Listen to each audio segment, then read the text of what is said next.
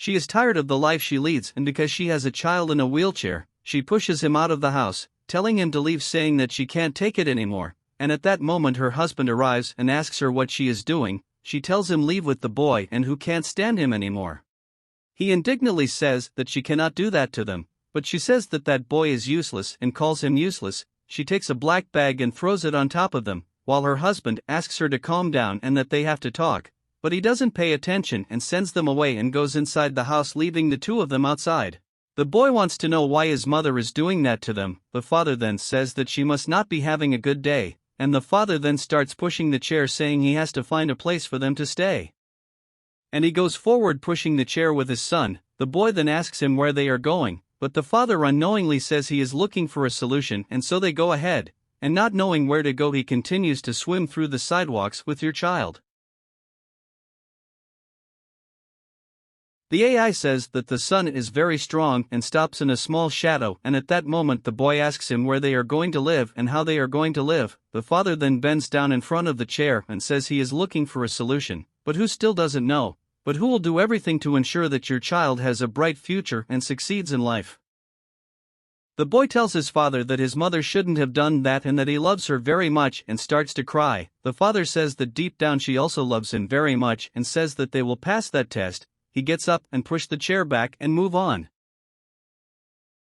He then arranges the bag on the boy's lap and continues his journey down the sidewalk. He stops there on the street and says to have faith in God and that everything will work out.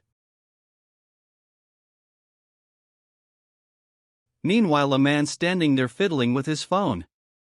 The boy's father says he'll see if he can find someone to help them buy something for them to eat, and when he goes out he curls up in his chair and falls in the middle of the street just as a car passes by, and there's no time for him to get out.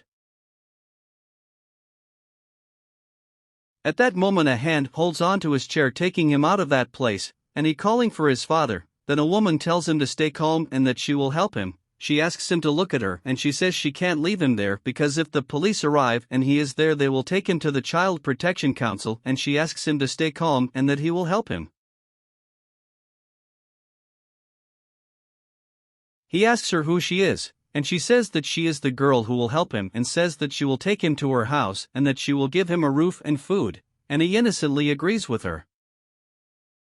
She then pushes him to her house, and when he arrives she says that for him to stay there he will have to help her, doing some things, and says that he will have to go to the streets to ask for Imola so he can pay for his stay there in her house.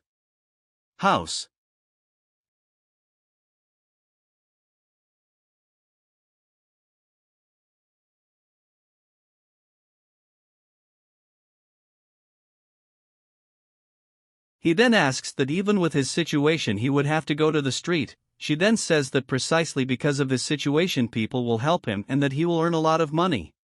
He then agrees with her for having nowhere else to go. She takes the bag that was on her lap and puts it in the sink and takes a pot and says that it will be where he will put the money he earns on the street, and says that it's early, they can start that very day.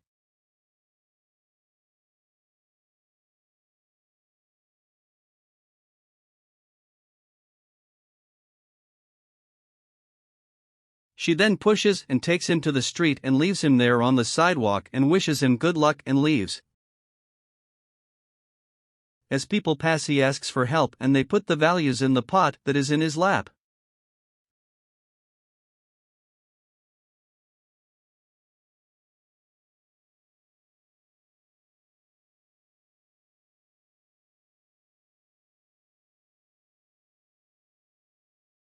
He stays there for a long time, and as he earns something he thanks and passes a girl in a dress and he asks for help, but she, for being arrogant, sends him to work. Later the woman comes back to get him and wants to know how it went and asks if he got anything, and he hands her the pot with the little money he got. She takes the pot and says that he only got that, and she asks him if he thinks that only that there will keep him in his house. He says that was all he got. She says that if the next day he doesn't get more money he will see what will happen to him. She calls him useless and takes him to the house, and when she arrives she says that as he didn't fulfill the agreement he's going to sleep in the living room, and leaves him there in his chair, and he with great difficulty manages to go to the couch and lie down.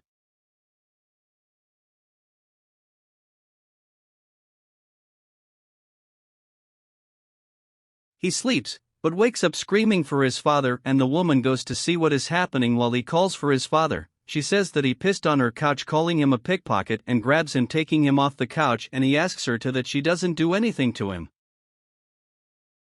He then asks her what she's going to do with him. She grabs him and says she's going to show him what she's going to do with him. She puts him in his chair and takes him to the area of the house and takes him out of the chair, putting him down.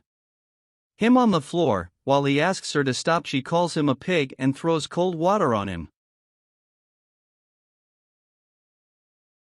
He yells asking her to stop, and she says he has to shower and calls him dirty while he cries. She wets him and calls him various uncomfortable names.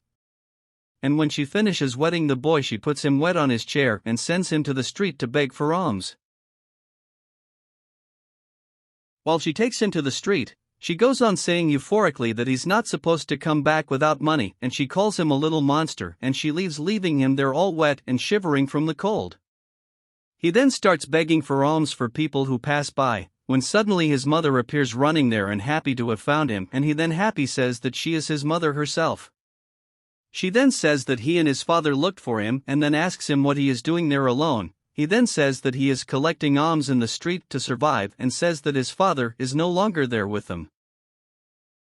She asks him about her father, and he says, crying, that her father was hit by a car, and she wants to know when it happened, and he says it was the day she kicked them out of the house and tripped and fell in the street and a car hit him.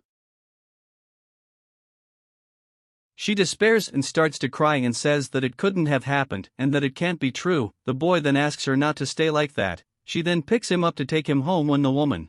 She then looks for who she is, and the woman says she is the boy's mother, and then asks her who she is, and she says that the woman is not his mother and she is the boy's mother. The woman is a